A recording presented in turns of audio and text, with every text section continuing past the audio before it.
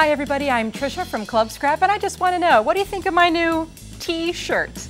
I know you're all very computer savvy, but today we're going to spend a little bit of time exploring the long lost art of monogramming and handwritten correspondence. So let's get going.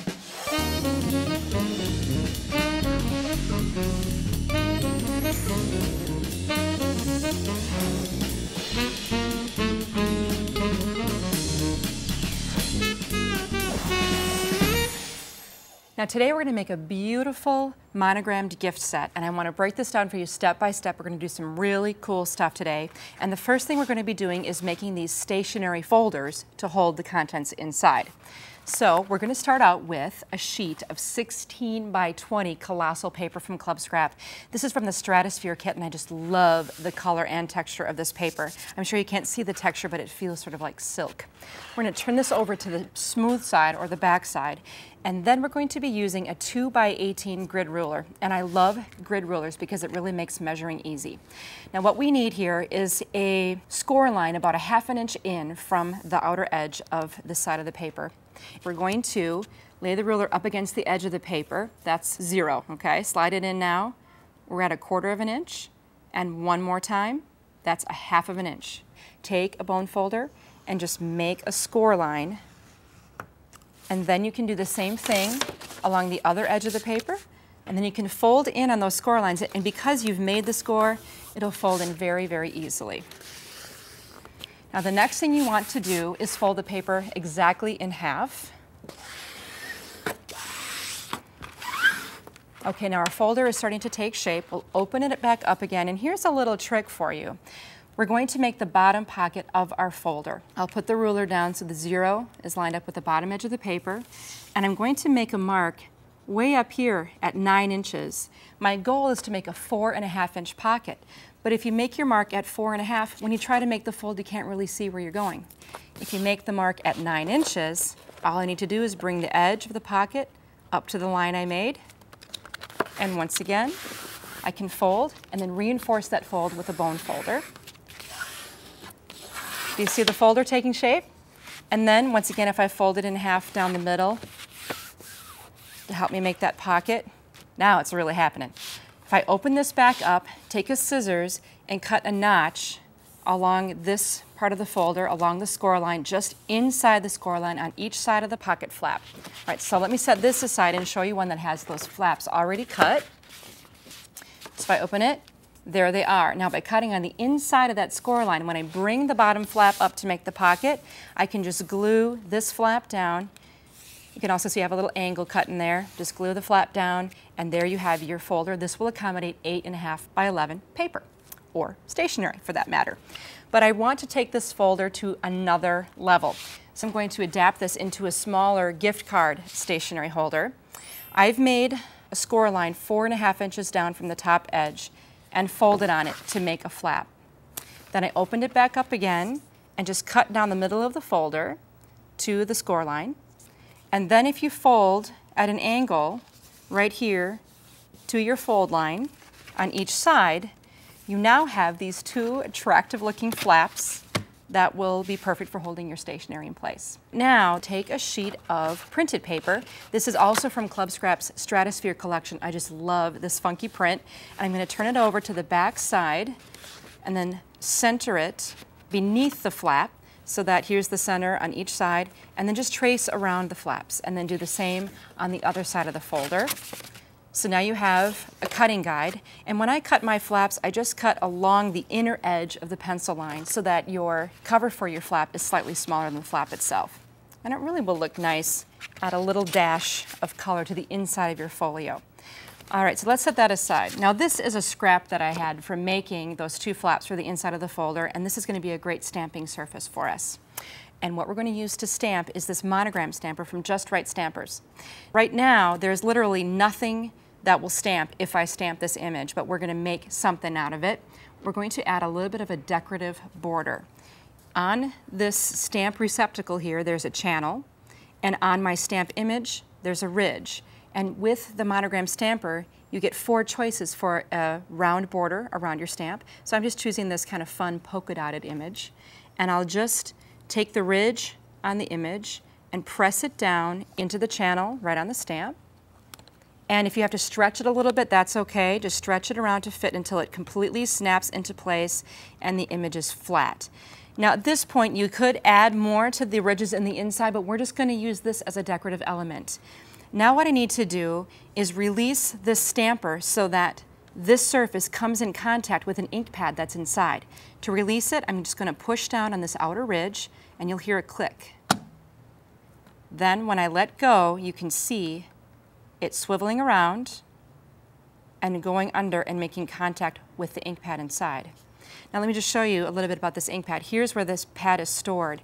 And if I just, on the side are the red buttons, if I just push on the red buttons until I hear them click, I can actually take this stamp pad right out. I can reverse it and I can add ink of my own choice to the other side of the pad.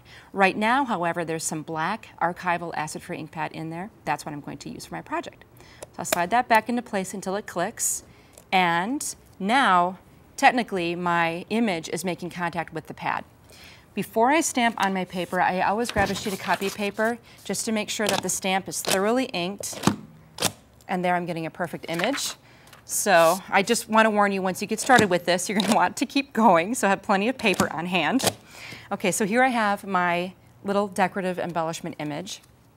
And I just happen to have a round punch that I can use. Most of us have a little round punch about this size. And then I'll punch out the image. So let me show you how that all looks with the finished element inside of the folder. I think that's so elegant and classy. All right, I thought it would be great to personalize the front of this folder. So I have cut a little 1 by 6.5 inch anchor strip, and then I want to put a monogram right here.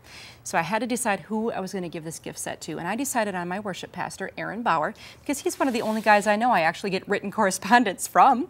So he will receive this, and what I'm going to do is turn my stamp again so I have access to add the letters. To do that, I'll push down on this outer rim, grab the red buttons, and push in until I hear them click. And now my stamp stays so I can add letters to the stamp. What you'll get with the Monogram stamper is a set of large and medium-sized alphabet letters. I'm going to go ahead and put this letter A onto my stamp and then match up those ridges and press them into place. Now as I do this, you can probably tell I've taken a scissors and I've trimmed just a little bit of the letters away so that they'll fit right on here with the border around the perimeter. And here we have our AB. Just attach that to your anchor strip. What about the back of the folder? Got a clever little idea for you. Just take another sheet of paper that's about 8.5 inches wide. This time a little bit of a shorter piece. Apply glue to the sides, the bottom only. Leave the top piece open so you can slide some postage inside there. This really is going to be a nice gift. Let's just review and see how the entire folder came out. Our front with our monogram, the back, got our postage inside, and then we can open it up to reveal our decorated flaps. What's inside? Well, of course, half a dozen monogram note cards, and over on this side are the monogrammed envelopes. What I've done here is the desk of Aaron Bauer. I've laid that all out on my monogram stamper, so let me show you how to do that.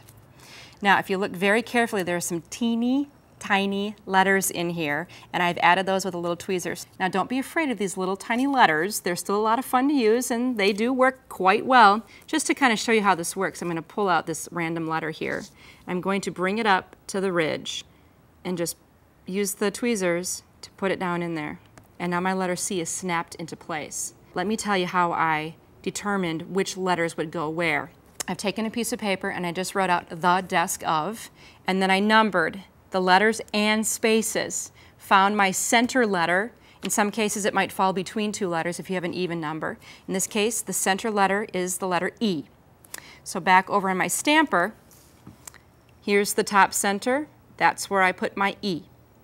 Now, you've got to work from right to left. If you start with T, H, E, D, E, S, K, you're going to end up with a very funny looking word. Make sure you start on the right edge and then work your way to the other side. Let's take a look at some of the potential we have here. You can see we've got some business size envelopes for business size correspondence, some tiny little note cards, smaller envelopes for maybe small thank you notes or reminders. We've got some copy paper, just cut it in half, made a great big pile of it and monogrammed it all for writing just simple notes around the office.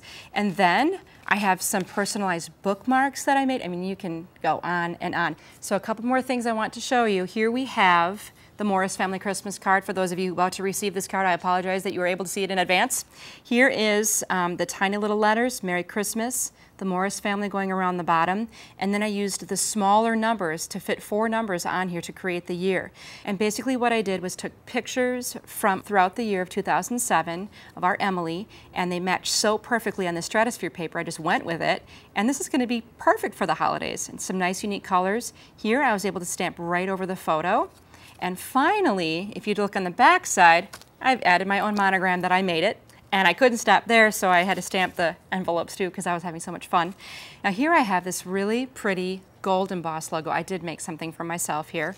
And I was able to achieve this embossed effect with the ink that came right in the stamper just by hitting it with the embossing powder very quickly right after stamping.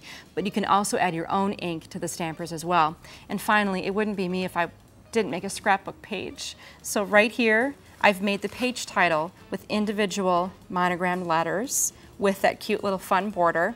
And then over here, I even used it as a photo caption for my page just by adding a little bit of glitter glue.